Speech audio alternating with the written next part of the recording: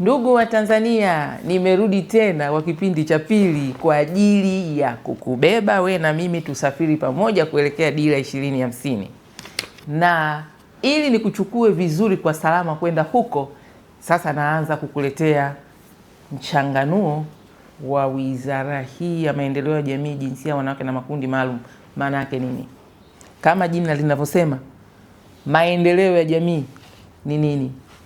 Hapa tunaongelea wataalamu wa wizara hii wa maendeleo ya jamii wenye historia ndefu sana na wenye uwezo wa kwenda kwenye jamii, kuisikiliza jamii na kuiweka pamoja na kujadiliana nao. Jamii ikasema changamoto zao na wakaulizwa ufumbuzi ni nini. Pengine wakawa hawafahamu, lakini kupitia mafundisho ya wataalamu hawa, jamii ikaanza kuona kabisa ufumbuzi wa changamoto zinazowazunguka kuanzia hapo hapo walipo, lakini na ufumbuzi mkubwa zaidi kupitia fursa zilizoko serikalini za kimkakati. Lakini swala la jinsia, neno jinsia watu wameanza kulitumia vibaya, wanalileta kwenye migogoro ya ndoa kwamba ni mashindano kati ya mme na mke. Ni uongo, sio kweli.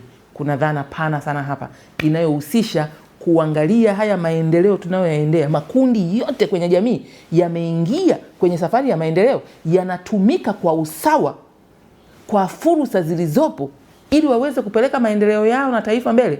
Mfano sasa kwenye jamii kuna wenye ulemavu, ukawafungia, unanyanyasa hiyo jinsia.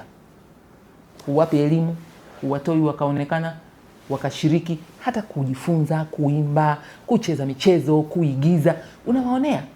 Una mtoto wa kike, umpi nafasi ya kwenda kuelimika, unambagua, unamkandamiza. Huo ni unyanyasaji wa kijinsia.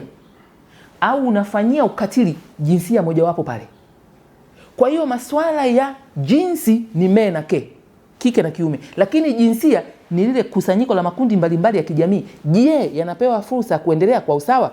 Hizi nyingine ni hadithi tu za kusababisha mashindano ya mke na mme. Tutaelimishana hapa mpaka tuelewane.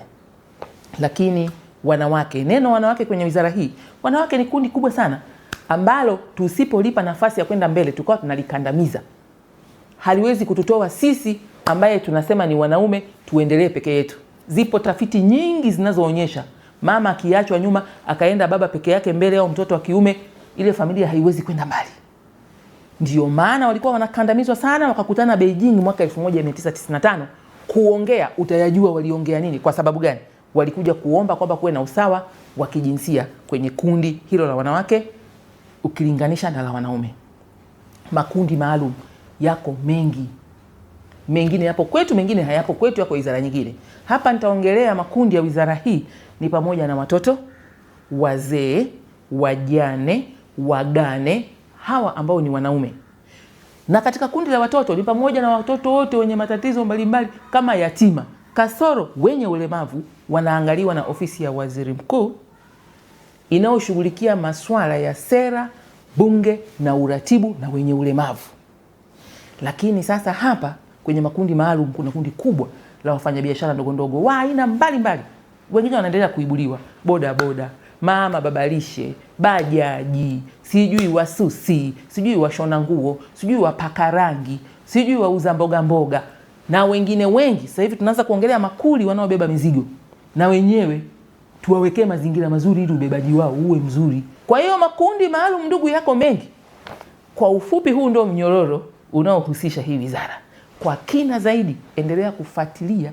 Tukutane sasa kipindi cha 3 ili chukua kipengele kimoja tu cha maendeleo ya jamii, wajue walitokea wapi, walifanya nini na mchango wao ni nini. Hivyo hivyo wanawake kisamkasa ilikuwa nini, historia ya jinsia na historia ya makundi yote maalum yanayohusu wizara hii.